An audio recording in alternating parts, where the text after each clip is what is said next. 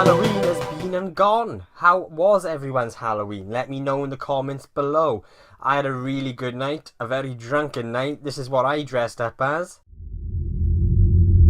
So yeah, Halloween is probably one of my favourite nights of the year. I absolutely love Halloween. So yeah guys, let me know how was yours. And so yeah, continuing my reviews with all of the horror classics from Universal Monsters box set is Dracula from 1931 and directed by a Todd Browning. So the movie starts with Renfield, a solicitor from London. He's travelling to Transylvania to meet up with Count Dracula on a business matter, and it's while there he falls under the influence of Dracula.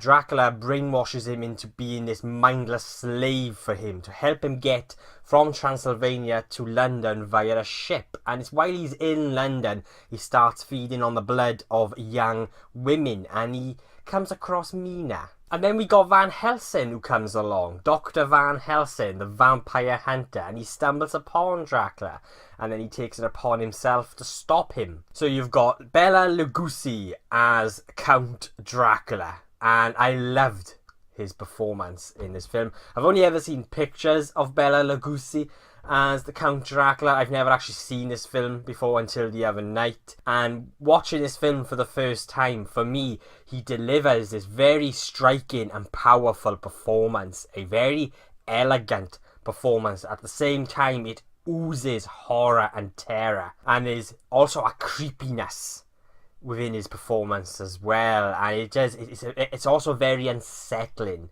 I thought he was great. It's before I really dug his performance as the Count. There's a scene in the first act where you first see Dracula awaken from his coffin as well as his brides, and it has this very creepy and eerie atmosphere. And it's all down really to many different aspects. The cinematography, the set, the performances of the three brides as well as Dracula. The way the entire scene just plays out really helped add this eeriness and creepiness to the film, or to that moment anyway. And for me, what really helps create that atmosphere as well is the lack of music. There's just silence and it's beautiful. It's very eerie, it's very creepy, and again, like I said, it's all down to the cinematography, the lighting, the choice of camera angles. There's some powerful imagery in there as well. It's a very mesmerizing scene as well, almost hypnotic, as if Dracula is hypnotizing us, the viewer, and just the way the camera sort of zooms in on him as well. I just loved everything about that scene. And I really loved the set design as well, especially when it comes to Dracula's castle. There's a very gothic look about it. The sets in this movie were very impressive. It had a lot of scale to them as well. Like, you know in your mind they're on a stage somewhere and that you've only ever got the one shot usually. And but just the way the sets were constructed and how they look with the lighting and everything, they looked big, they looked grand. I liked them. And I really liked the script. It had a very smart script with some really nice dialogue. There's a few lines in this film that really made me smile. I really liked them. And they're quite iconic as well. They are lines that have been repeated in other adaptations of Bram Stoker's Dracula. And one of those lines are, "For one who has not lived a single lifetime, you are a wise man, Van Helsing." And of course Dracula says that to Van Helsing, and I think that's a beautiful line. As well as, "Listen to them, children of the night, what music they make." And the way Dracula delivers those lines, it gave me chills. Bela Lugosi delivers those lines with perfection, and they give me chills and goosebumps when he says them. They were in a way very haunting as well. So we've got a character Renfield as well, who's played by Dwight Frye. I think that's how you say his surname. And I loved his performance as Renfield. I thought he was great. He goes from being the sane man to a character that's catapulted into madness by the Count.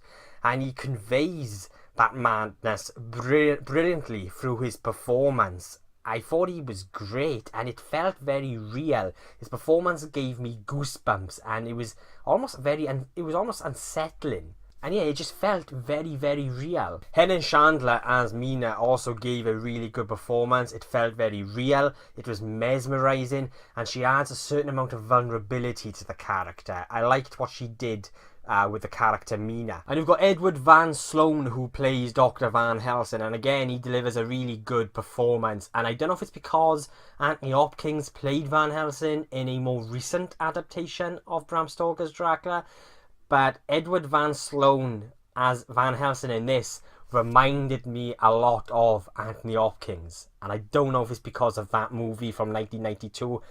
Maybe that's just me, or maybe any of you guys thought the same thing. Let me know in the comments. And by having no score throughout the film, apart from an excerpt from Swan Lake during the intro, I felt added a lot more horror and tension to the film. There is no score throughout the film. It's just silence, and I thought that was beautiful. It was great.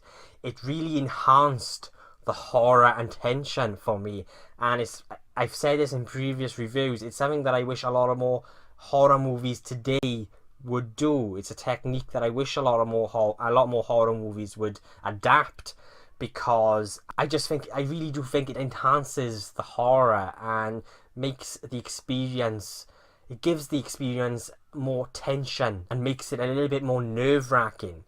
Maybe that's just me, I don't know. But I love the fact that there was no musical score throughout this film. I believe there is a version, actually. I think it was 1998, and they did a score for the film. I haven't watched that version, and I don't think I want to, because I prefer the silent version. And instead of relying on music, it relies on eerie sound effects, and I just really, really like that. And some people have complained by having no music, the urgency during certain scenes, like when Dracula is about to suck the blood from Mina or some other character, there's no urgency there. Now for me it was different. It actually makes those scenes a little bit more unsettling. It sort of really think about what this man or what this creature is actually doing.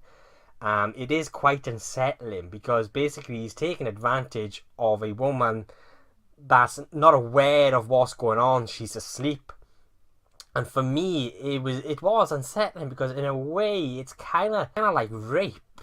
It depends how deep you think about it and how you think about it, but what these characters is doing, Renfield's character as well, there's a moment which ends up being, it was quite funny to start with. One of the maids passes out and she falls to the floor, and then Renfield's character slowly crawls towards this maid that has passed out, and you know what he's going to do. He doesn't show it, but it goes from having a moment with a bit of humour to a moment that was really dark and unsettling, and there was no music involved. So yeah, for me, I really don't think this film really needed to have the music to give urgency to those scenes, because they worked without the music. But that's my opinion.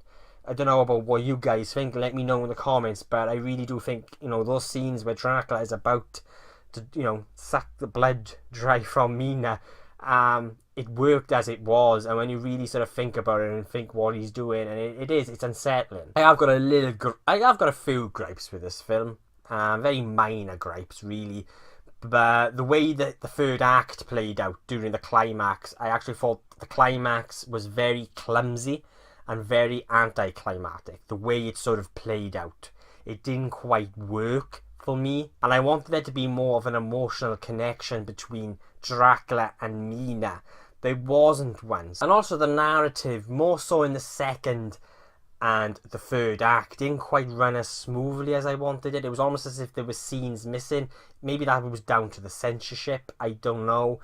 But sometimes it threw me out of the movie. Watching the film today, I wouldn't say it was really a scary experience. Back in 1931, then yeah, I could see it being a scary experience, but not so much today. For me, it still retains that creepy and eerie atmosphere, which I really, really liked. And a lot of that is helped by the performances, the cinematography, the direction. The sets were really, really impressive. I really dug the cinematography by Karl Freund.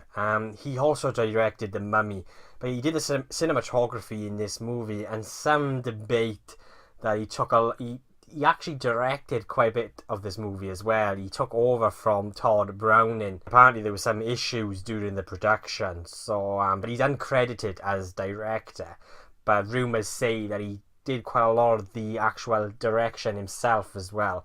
But no, I really dug the cinematography. I loved the use of lighting on Count Dracula when it comes to the face, the way he highlighted the eyes and all of that. He helped, Karl Freund helped give this film that eerie and creepy and dark atmosphere. Yeah, I really liked 1931's Dracula. It's dark, it's creepy, it's unsettling. Okay, not maybe not as scary as they would have been back in 1931. Apparently audiences fainted during screenings of this film.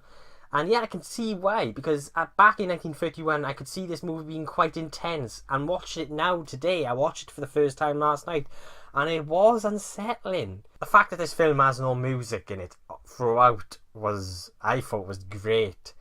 For me, it really sort of helped create the tension, and that it really helped create that atmosphere as well. I did have a few little tiny minor gripes with the overall story and how it played out, the narrative and sort of the relationship and the connection between Mina and Dracula. But for me, they were minor gripes in what was, a pretty good film, a very well made film from a technical standpoint to performances. I really liked it. So yeah, I will be giving 1931's Dracula an A.